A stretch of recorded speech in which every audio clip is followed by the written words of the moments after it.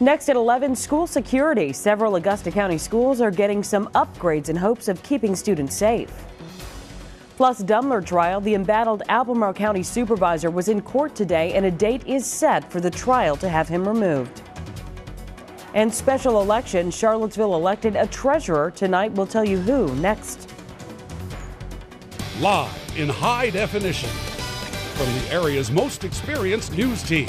This is NBC 29 HD News at 11. We begin tonight with an interesting number, $19. That's approximately how much it costs per vote for today's special election for Charlottesville City Treasurer. Now that the voting is done and the ballots are counted, we can tell you that Jason Vandiver can take the interim off his title. NBC 29's Marcella Robertson was with the winning candidate and joins us live from our Charlottesville newsroom. Marcella. Good evening, Libby. Well, voter turnout was pretty bleak, with just about 5% of registered voters coming out. But even with a low turnout, Jason Vandiver won with the overwhelming majority of votes. The special election comes after longtime Treasurer Jennifer Brown retired last October. A judge called for the election, which will cost taxpayers about $30,000. The race was between Democrat Jason Vandiver and Independent John Faltz. The total voter turnout was 1,683 out of 31,000 registered voters. Vandiver had 1,280 votes, while Faltz only took 397 of the votes. Vandiver says he's excited to get back to work. I think being in the office for almost 5 years and being the acting treasurer since October, I kind of understand where we want to go as an office, and we've got a great staff, and I really think that we can be one of the best offices in the state. All 10 voting precincts were open today for the election, and according to the voter registrar, these results are unofficial until the Electoral Board certifies them tomorrow morning. Marcella Robertson live in our Charlottesville newsroom tonight. Thank you, Marcella. Now let's take a look inside those numbers. As we told you earlier, this election cost taxpayers more than $30,000. We were wondering where that money could have been spent if the city wasn't forced to hold the special election. So we looked at what was cut from next year's proposed city budget, and here are a few examples. That $30 grand could have restored most of the funding to the municipal band. It could have funded the Paramount Theater's Kids Art program, the Virginia Discovery Museum, and several other arts programs. The money spent could have restored 3/4 of the funding to the Music Resource Center for all of the funding to the Sexual Assault Resource Agency, or SARA, the homeless shelter group Pacham, and several other programs that help children and families. Also, keep in mind this election result only stands until November, when the treasurer's seat is up for its normal election cycle. Thank you, Eric.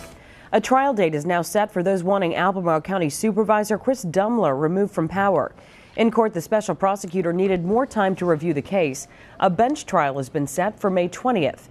A slew of protesters stood in front of the courthouse this morning and attended the hearing as well. More than 570 people have signed a petition to oust Dumler. Are you confident you guys can win this? No comment on that. How are you feeling today, Mr. Dumler? Feeling just fine.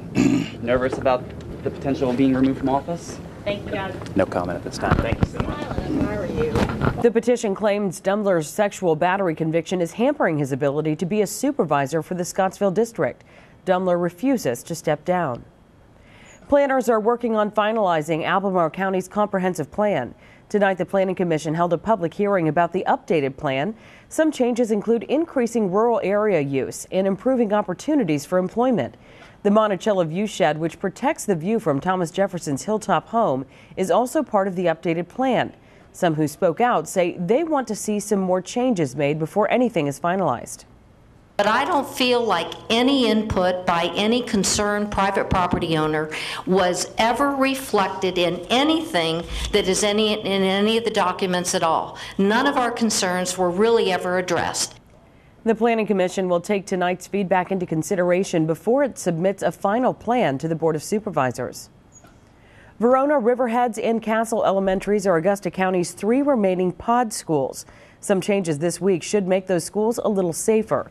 A pod school is a campus of separate buildings, which makes security more challenging. Augusta County schools have changed all the locks.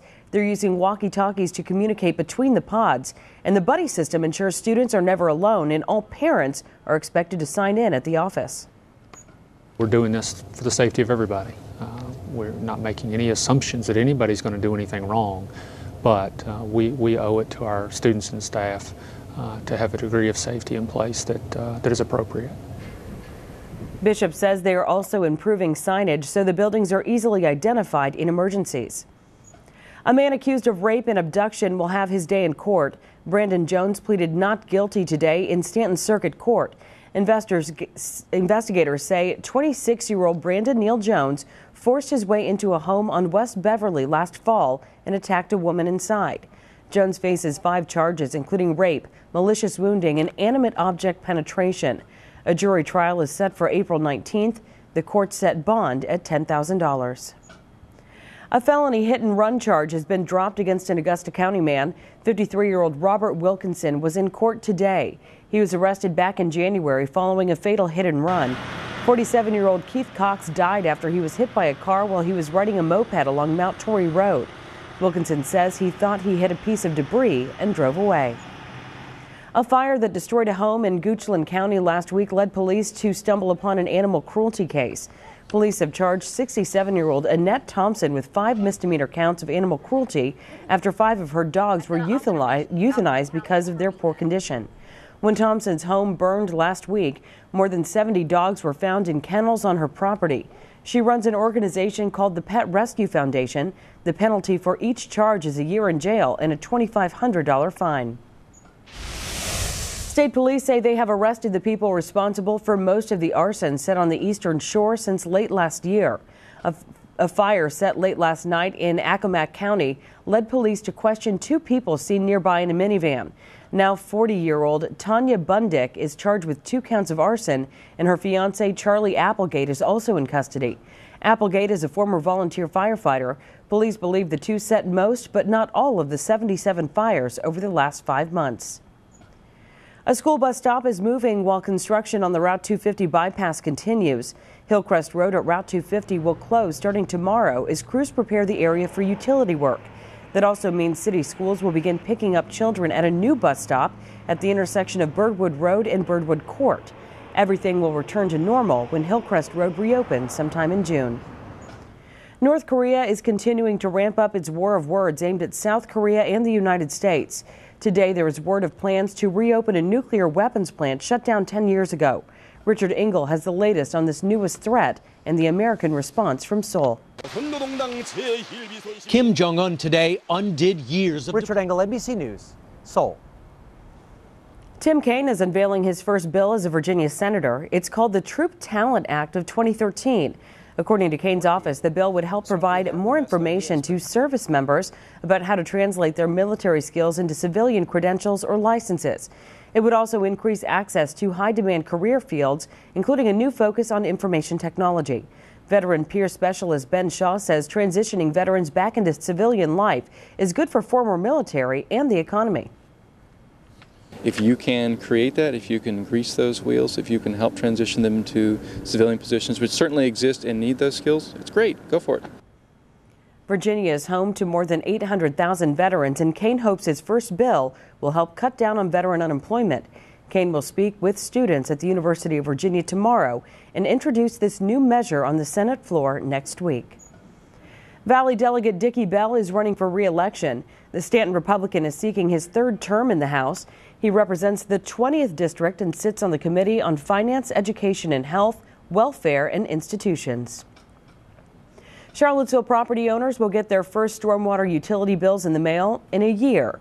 The city's putting together a panel to develop incentives and credits for stormwater improvement projects like this interlocked permeable parking lot at John's headquarters. In the parking lot, rainfall filters into an underground basin rather than into drains. The transit agency hopes to save about $500 on its estimated $1,600 bill. It's kind of a short-term decision to put down a permeable surface to handle stormwater runoff, but it actually has a long-term payoff. The program needs revenue in order to deliver on the commitments that it's made, but we also want to encourage good stewardship on, individual properties. The city will use new aerial images to calculate the stormwater fee in January based on the latest property information. Part of Jefferson Park Avenue will be closed tomorrow and Thursday for emergency sewer line repairs. The northbound side will be closed from 9 a.m. until 4 p.m. just north of Robertson Avenue. Southbound traffic will not be affected. The official detour will take drivers on Cleveland Avenue to Cherry Avenue. Driving in circles to find free street parking in busy areas like downtown Charlottesville may be costing you more than you think.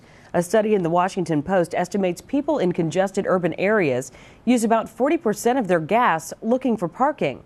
Although Charlottesville isn't a large city, it prides itself on being energy efficient, and the city says its garages give drivers a fuel and cost-efficient option. The idea of looking for a free parking space can be really frustrating, and it might really discourage people from coming downtown when, in fact, if you just go to the parking garages, you can get your free parking from the merchants, and they subsidize that system, as do the city and CPC. The city encourages people to use the Water Street garage because it almost always has space available. In 20 years, it has only been filled to capacity twice. Still ahead, new research from the University of Virginia reveals which students are usually the target of school bullying. We'll take a look at the findings next at 11.